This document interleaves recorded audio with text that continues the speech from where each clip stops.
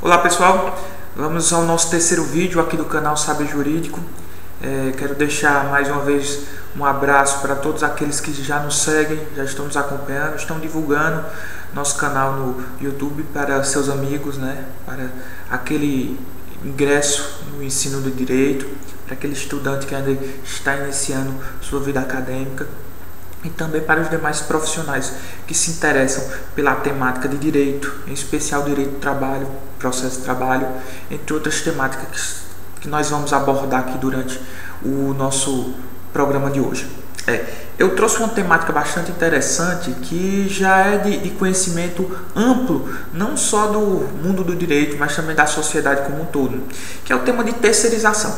Eu vou tratar alguns pontos importantes sobre essa temática, fiz algumas anotações aqui para explanar com vocês sobre esse importante tema. Em primeiro lugar, é um projeto que já vem caminhando há longos anos, há mais de 10 anos, já tem sido aprovado no Senado. Como houve algumas alterações quando foi para a Câmara, teve que ser reformulado, foi reformulado e foi aprovado agora recentemente, sendo publicado agora no final de março. A Lei 13.429 de 2017, foi publicada, sancionada, promulgada, sancionada, e hoje encontra com a sua validade.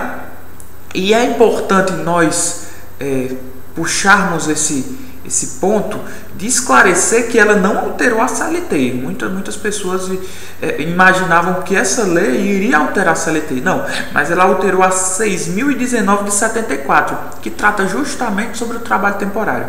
Então, acrescentou alguns artigos, alterou outros dessa 6.019. Sendo assim, ela agora passa a regulamentar tanto o trabalho terceirizado como o trabalho temporário. Então, é importante nós termos essa noção, essa ideia de que não foi alterada a CLT. Não foi alterada a CLT. O que foi alterado foi a Lei 6.019 de 74, que já agora passa a tratar do trabalho temporário e do terceirizado. Em primeiro lugar, vamos entender o que é a terceirização. A terceirização é uma triangularização da relação.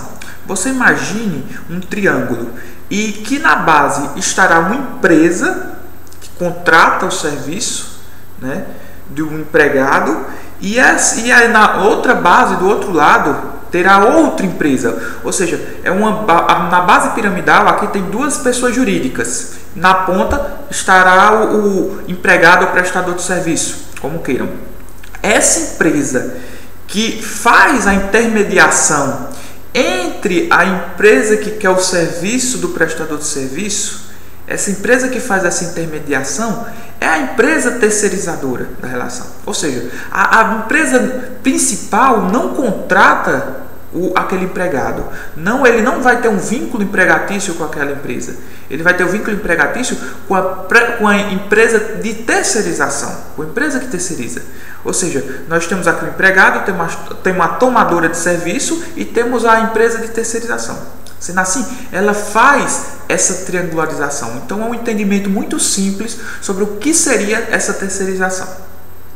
Então, antes dessa alteração, não existia uma lei específica, não existia uma lei específica, só entendimentos jurisprudenciais e sumulares, inclusive do TST. Agora, nós temos uma especificidade a respeito da terceirização, E essa especificidade levou a inúmeras críticas, tanto críticas favoráveis como críticas contrárias, muito mais contrárias do que favoráveis, diga-se de passagem. Então, atualmente no Brasil, nós já temos essa lei nova de terceirização, que permite vários pontos específicos. E eu anotei hoje alguns para vocês aqui, para trazer, e eu esclareço desde já que não quero encerrar o assunto por aqui. Eu aconselho você a aprofundar seu estudo, seu conhecimento, tanto nos livros como nos vários artigos jurídicos que hoje nós temos na internet que tratam do tema. Então, uma vez a lei sancionada, haverá terceirização, permissão de terceirização para qualquer atividade. Antes a permissão da terceirização só era tão somente para as atividades meio. E Francisco, o que é atividade meio? Atividade meio é aquela atividade que não é essencial da existência da empresa. A empresa não foi constituída basicamente para aquilo. Vamos ter, por exemplo, aqui um banco, uma instituição financeira. A instituição financeira tem vários empregados, escriturário, escrevente, gerente bancário, atendente, várias outras coisas. Pronto, essas atividades são atividades fins da empresa, até porque elas todas juntas formam a atividade fim da empresa, né? De gerar lucro, de gerar resultados, vender produtos para o cliente, etc.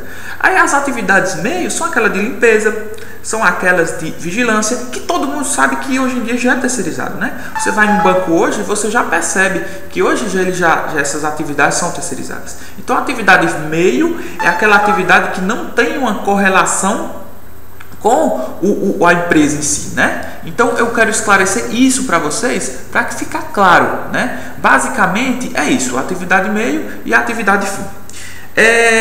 Quem vai contratar os empregados, né? Os funcionários e pagar os salários? É outra dúvida aqui, outro ponto aqui, né? O trabalhador vai ser contratado pela empresa terceirizada, né? O trabalhador vai ser contratado pela empresa terceirizada. E essa empresa terceirizada vai fazer a seleção dele, né? Essa empresa terceirizada vai fazer a seleção dele e vai contratar, né? Então, não vai perder esse vínculo direto com... Já perde, né? Porque já existe. Perde esse vínculo direto com a empresa principal, né? A empresa que presta o serviço, que terceiriza, vai e já faz essa coordenação direta sobre aquele prestador de serviço, sobre o trabalhador terceirizado, né? Existe, outra pergunta aqui, existe algum vínculo de emprego entre a empresa que contratou o serviço da terceirizada e os funcionários da terceirizada? Existe o vínculo de emprego entre aquela empresa que está tomando serviço e os empregados? Não. O projeto não prevê vínculo de emprego entre a empresa que contratou o serviço e os trabalhadores que prestam o serviço. Não prevê. Por exemplo, um garçom que foi terceirizado não vai ter vínculo de emprego com o restaurante. Tem vínculo de emprego justamente com a empresa que o contratou, né? E um ponto fundamental, e vai que no meio dessa relação, né, os trabalhadores terceirizados fiquem sem receber o salário, deve procurar a justiça, e qual a empresa que vai pagar, né? Uma vez que os trabalhadores terceirizados buscam, né, a justiça para receber seus direitos, já que eles não estão recebendo pela empresa que está fazendo essa intermediação da mão de obra, né? O texto aprovado prevê, prestem atenção, o texto legal prevê que quem é responsável é a empresa de terceirização. É a empresa que contratou o serviço deles inicialmente para prestar serviço em outra, né? Porém, nós temos que entender também que haverá uma responsabilidade subsidiária daquela empresa que tomou os serviços do empregado, caso sejam esgotadas as tentativas de uma futura execução de buscar bens da empresa que terceirizou, né? Então, não foram suprimidos direitos, aqueles direitos do artigo 7º da Constituição Federal não foram suprimidos. Então, muitas pessoas estão dizendo que acabou os direitos trabalhistas. Não houve essa quebra dos direitos trabalhistas. Logicamente que, querendo ou não, houve um prejuízo. Então, nesse ponto aqui, você vai ter que esgotar todas as tentativas de execução daquela empresa de terceirização para poder atrelar a empresa que contratou os serviços. Isso demora muito, é muito prejudicial. Inclusive até também se tiver bens, outra empresa, né? Se não tiver bens, o trabalhador dificilmente vai ter seu crédito, né? As contribuições previdenciárias. As contribuições previdenciárias vão seguir a regra já determinada em lei, né? Que a empresa que contrata os terceirizados vai recolher os 11% do salário dos funcionários, né? E depois ela desconta do valor a pagar pela empresa terceirizada, né? Entender isso aqui. A empresa que contratou o serviço do terceirizado vai descontar os 11% e depois ela vai descontar naquele contrato que ela tem com a empresa terceirizada, né? As condições de trabalho. Isso aí não se altera, as condições de trabalho e na questão de saúde do trabalho. Saúde e higiene do trabalho não altera. Porém, é facultado os terceirizados o mesmo atendimento médico ambulatorial que tem os trabalhadores normais daquela empresa. Eu falo aqui trabalhadores normais, aqueles trabalhadores contratados diretamente pela empresa. Isso é maléfico. Querendo ou não, isso é maléfico. Há dissintonia, uma diferenciação entre ambos. Até porque o trabalhador que é terceirizado invariavelmente vai receber menos que aquele trabalhador que não é terceirizado, né?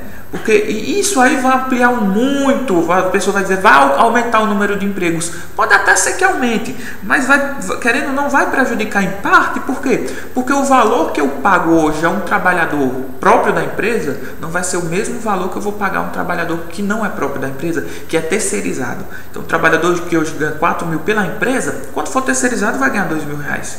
Né? Vai ganhar 2 mil reais porque vai ter que tirar lucro da própria empresa de terceirização, né? Porque o empregador não vai se responsabilizar pelo aquele empregado, pelo menos a priori não vai se responsabilizar. Ele vai jogar a responsabilidade em cima da empresa que está terceirizando, né?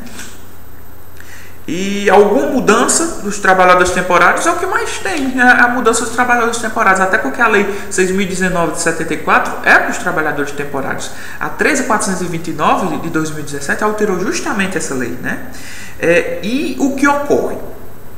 Como foi aprovado algumas alterações para os temporários, nós temos que lembrar que o prazo de 3 meses foi ampliado para 6 meses. Ou seja, antes podíamos contratar por 3 meses, né? 45 no normal, né? Agora vão ser 6 meses do temporário. Não é um prazo longo? Eu acredito que é muito longo. É desnecessário essa pessoa passar 6 meses como temporário para ver se adequa às regras da empresa e a empresa assim o efetiva. Não que ele não vai ter os mesmos direitos que o empregado normal. Ele tem os mesmos direitos, porém é só uma extensão do contrato de trabalho temporário, né? Nós percebemos também que na prática a extensão do prazo da contratação do trabalhador temporário para 9 meses já estava valendo por meio de uma portaria de 2014, né? Já haveria, né, essa garantia, creio eu, que dentro daquele programa de proteção ao emprego, né, que foi instituído justamente na crise que se aprofundou em 2014, final de 2013, 2014, né? E qual seria a avaliação que se faz, que buscamos fazer, né? Aguardar, a priori, parte ser maléfico o projeto, né? Principalmente pelas garantias, não pelos direitos dos trabalhadores, mas por algumas garantias, pela isonomia salarial e tudo mais, né? Por um lado, nós entendemos ser maléfico o projeto, mas basicamente quando ele começar a vigorar em si, começar a sua aplicabilidade, as empresas começarem a ser criadas, que eu tenho certeza que vão ampliar os pedidos nas juntas comerciais de forma gigantesca, né? E um ponto para fechar aqui é sobre o malefício e o benefício. Fiquem abertos ainda, né? Porque nós temos que ver uma aplicação prática, mais prática, porque já existe, né, esse instituto, só não estava regulamentado, né? Mas nós temos que ainda caminhar muito aos entendimentos doutrinários, os entendimentos jurisprudenciais, principalmente o sumular, né? O próprio TST vai ter que reformular alguns entendimentos. E para fechar aqui, nós vamos ter também, foi permitido também uma nova criatura que até então não era permitida, que é a quarteirização. O que é a quarteirização? É quando aquela empresa terceirizada terceiriza outra para contratar os serviços de tomadores, de empregados, no caso de prestadores de serviço. Ou seja, vai ter a empresa terceirizada que vai contratar outra empresa terceirizada para prestar serviço a esta outra empresa que toma os serviços dessas, para contratar um prestador de serviço, para contratar uma pessoa que vai prestar serviço a ela. É um instituto extremamente, que eu costumo dizer, desequilibrado juridicamente, mas agora que está embasado, né? Antes era desequilibrado juridicamente, mas agora está amparado legalmente, mas que chega a ser, que beira ao absurdo, né? Que beira ao absurdo. Então, basicamente, para essa conversa inicial sobre terceirização, quem sabe voltemos em outro vídeo, em outra oportunidade a tratar do assunto, é isso, né? Temos a lei não mudou a CLT, a lei está alterando a 6.000 19 de 74, que trata agora dos trabalhadores temporários e terceirizados, e temos que aguardar o desenrolar da lei, temos que aguardar o caminhar, né, desse nascimento, que é uma lei que quando nasce ela tem que ser aguardada os seus desenvolvimentos, entendimentos. Isso vai demorar um pouco, mas vamos aguardar.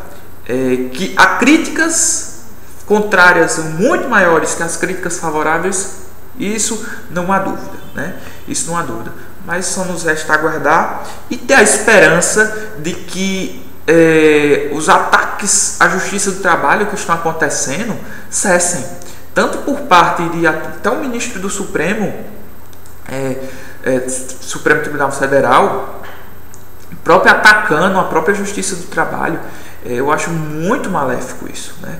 Não só o Supremo, mas alguns legisladores, alguns deputados também estão fazendo ataques massivos à justiça do trabalho. E o problema no Brasil nós sabemos que não é a justiça do trabalho, né? Há outros elementos mais maléficos ao Brasil do que a justiça do trabalho, que nem maléfica é.